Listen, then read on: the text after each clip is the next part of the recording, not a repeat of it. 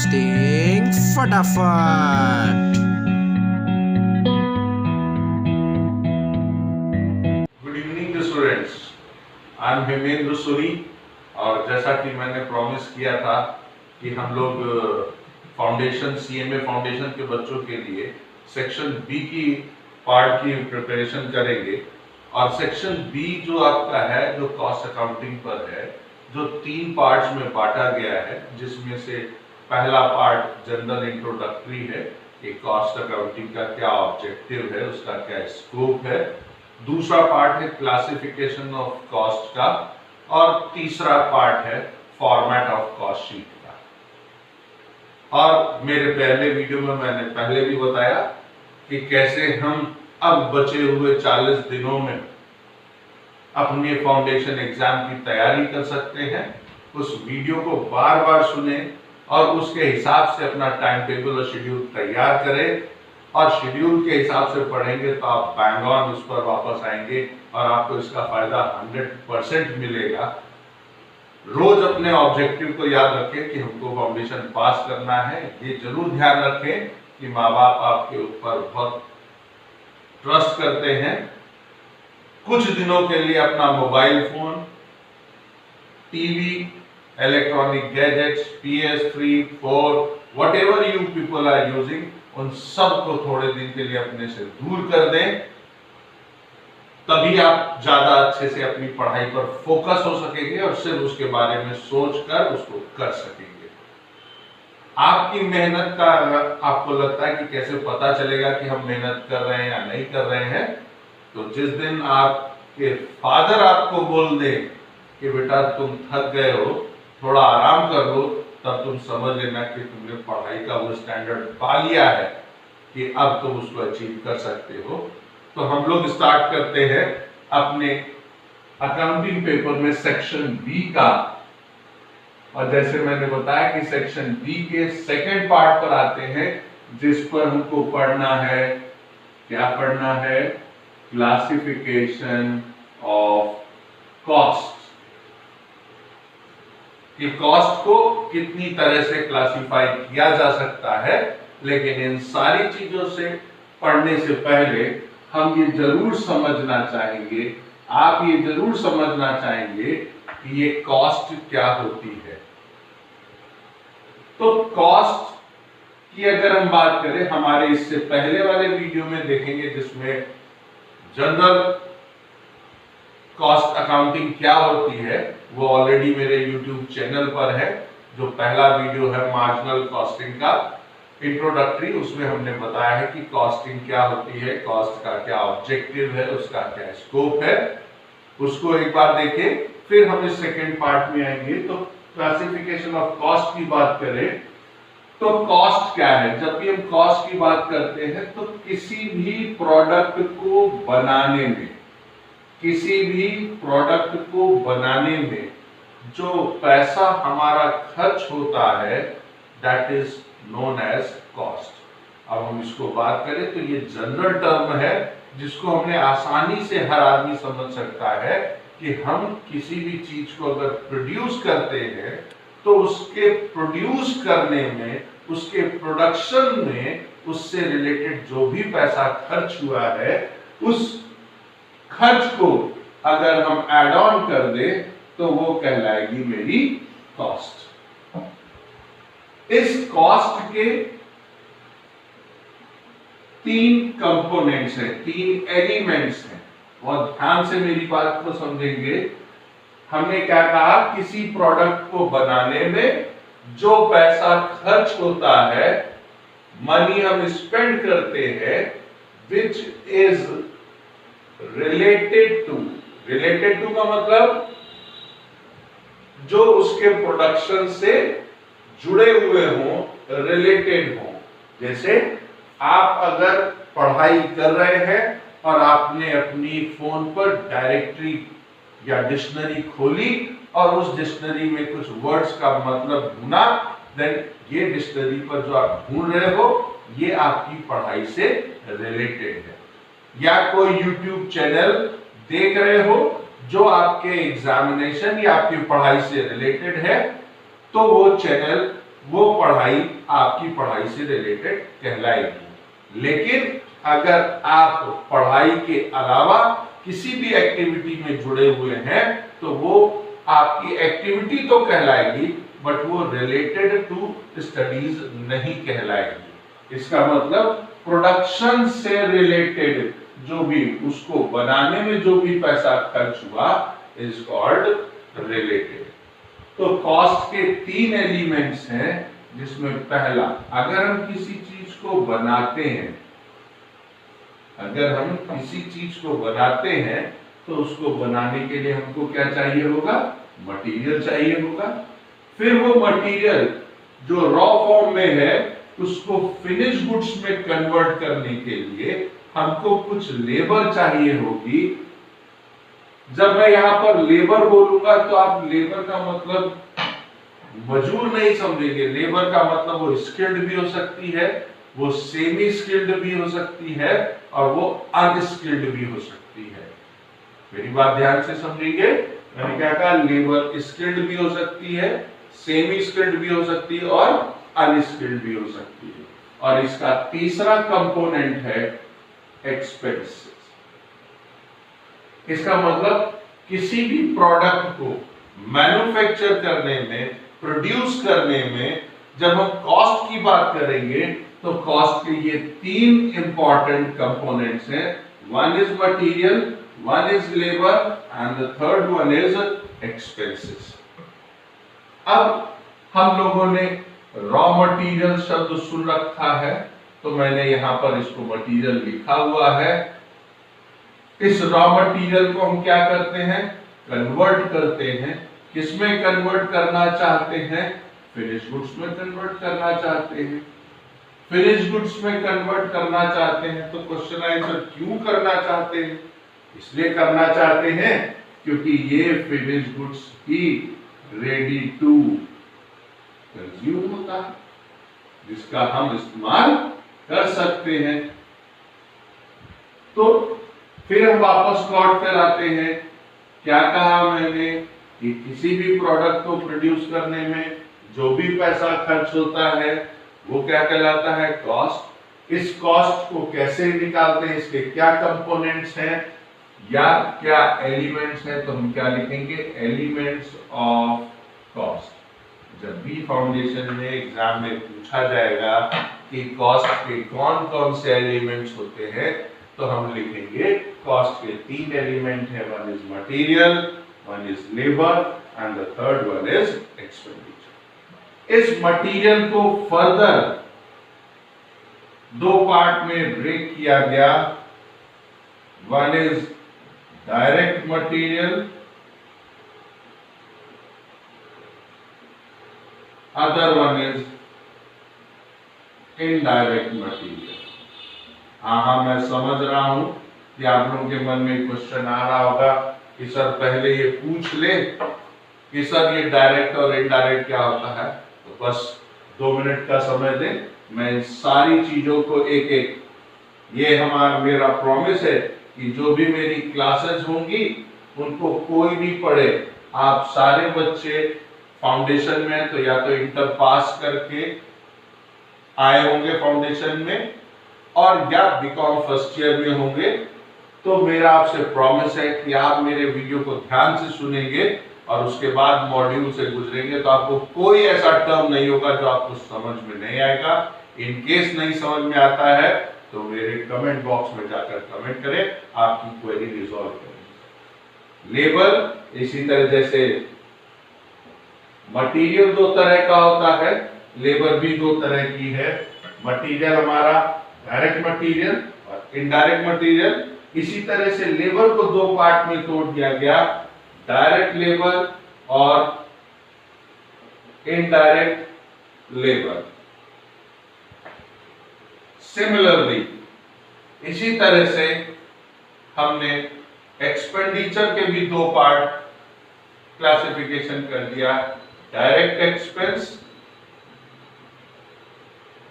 और indirect expense.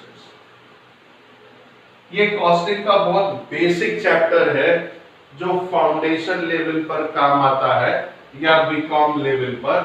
तो but ये जब इंटरमीडिएट के बच्चे बेसिक्स के लिए देख सकते हैं, लेकिन यहां पर हम लोग वापस आ जाए तो इसका मतलब कॉस्ट के 3 एलिमेंट्स कौन कौन से, मटेरियल, लेबर और एक्सपेंसेस।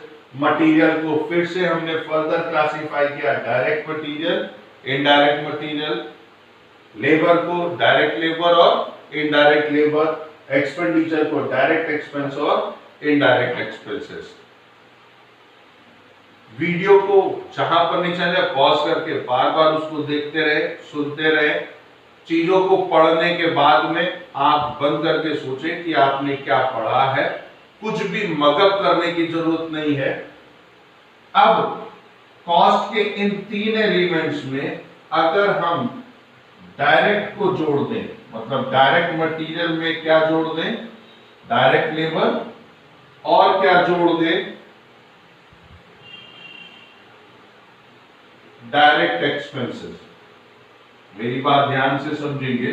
मैंने क्या कहा कि अगर हम डायरेक्ट मटेरियल में डायरेक्ट लेबर को जोड़ दें और डायरेक्ट एक्सपेंसेस को जोड़ दें, तो जो हमको कॉस्ट मिलेगी उसको हम लोग बोलेंगे प्राइम कॉस्ट। क्या बोलेंगे? Prime cost. इसलिए क्योंकि जब हम प्रोडक्शन स्टार्ट करेंगे तो सबसे पहले यही पैसा मेरे पास से लगने वाला है प्रोडक्शन से रिलेटेड। तो आपके मन में नहीं आना चाहिए सर सबसे पहले तो फैक्ट्री बनाएंगे, वो सब कैपिटल एक्सपेंडिचर का पार्ट है, और प्रोडक्शन स्टार्ट होने के बाद जितने भी खर्चे हैं that is all known as a revenue expenditure. तो हम बात कर रहे हैं, तो मैंने क्या कहा, फिर मेरी बात को रिवाइज करें। डायरेक्ट मटेरियल में ऐड कर देंगे अगर हम डायरेक्ट लेबर को और डायरेक्ट एक्सपेंडिचर को, तो हमको क्या मिल जाएगी? Prime cost. इसी तरह अगर हम सारे इनडायरेक्ट को इनडायरेक्ट मटेरियल में क्या ऐड कर दें, इनडायरेक्ट लेबर, और इनडायरेक्ट लेबर के साथ में ऐड कर दें इनडायरेक्ट एक्सपेंसेस को, तो हमको क्या मिल जाएगा? ऐड होके जो आएगा वो कहलाएगा ओवरहेड्स। क्या कहलाएगा? ओवरहेड्स। इसका मतलब ओवरहेड की डेफिनेशन की बात करें तो ओवरहेड की डेफिनेशन क्या हुई? Overhead is sum of all indirect. Overhead is sum of all indirect, indirect material, indirect labor and indirect expenditure. And what is prime cost? Prime cost is sum of direct material, direct labor and direct expenditure. अब आपके मन में question आएगा कि sir ये direct material होता क्या है, ये हमको नहीं पता चला।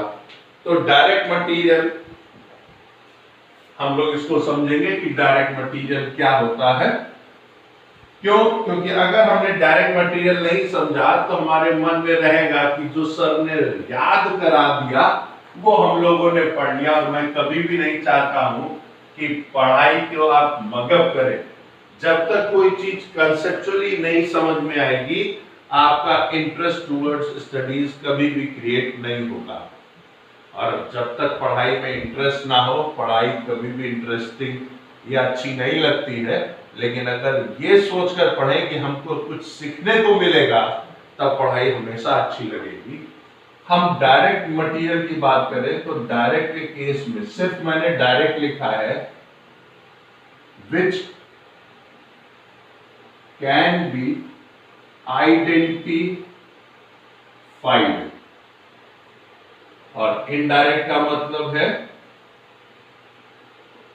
which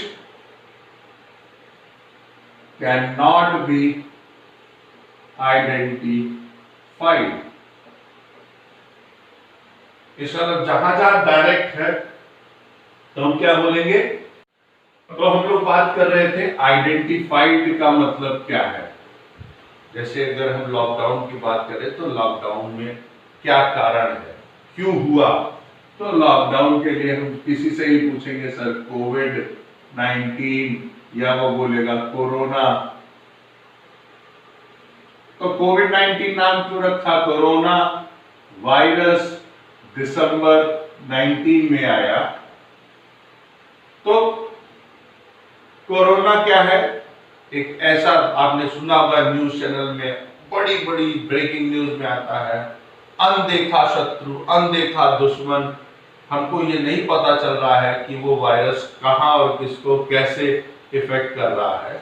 तो आइडेंटिफाइड का मतलब है जिसको हम देख सकें, जिसको हम मेजर कर सकें, विच इज मेजरेबल,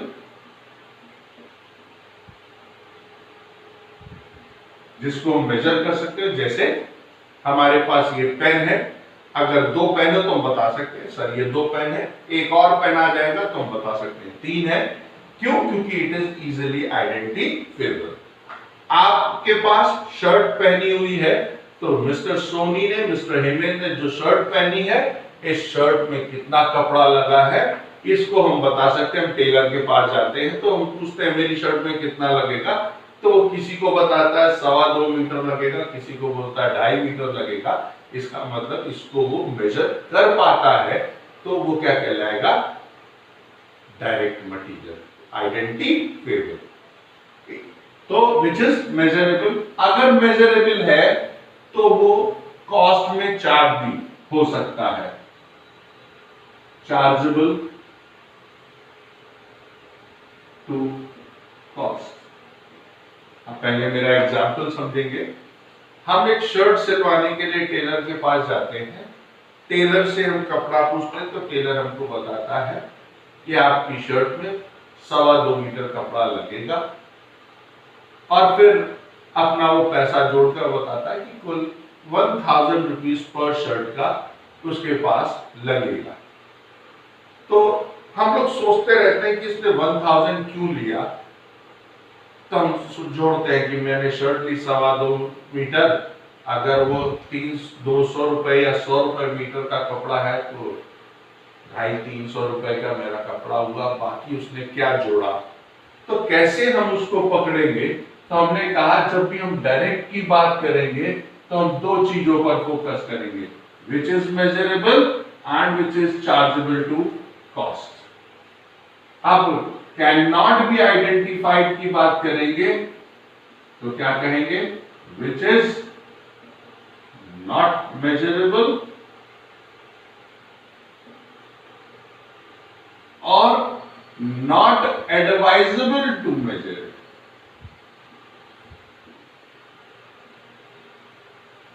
एक, वो मेजरेबल नहीं है या हमको उसे मेजर नहीं करना चाहिए, ऐसा ठीक नहीं है। तो आप बोलेंगे सर क्या कहना चाहते हैं? जिस शर्ट को हमने कहा कपड़ा मेजर किया जा सकता है, लेकिन इस शर्ट को सिलने के लिए जो थ्रेड, हमने क्या कहा, एक शर्ट बनेगी और ये हमारी शर्ट बन गई, और इस शर्ट में हमने